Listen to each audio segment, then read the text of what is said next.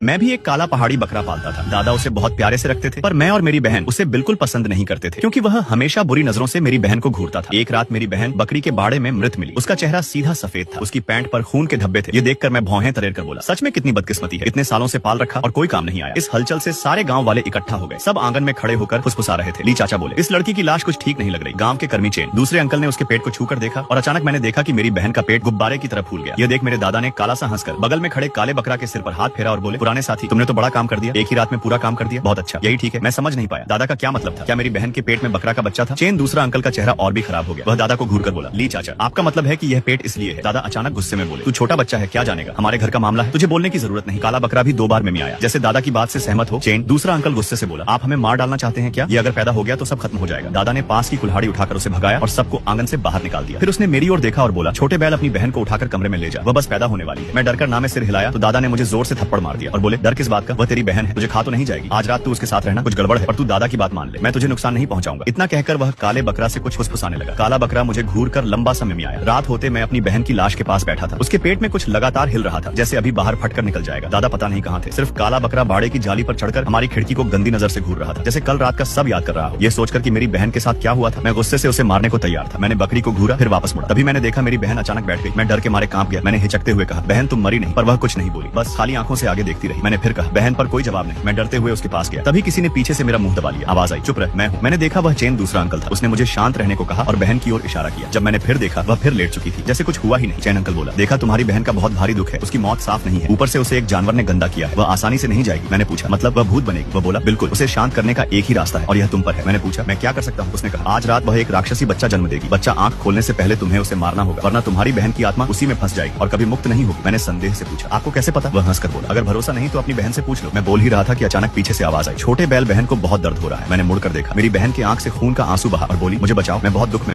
Next part के लिए like और सब्सक्राइब करें और कमेंट में बताएं कि कहानी आपको कैसी लगी।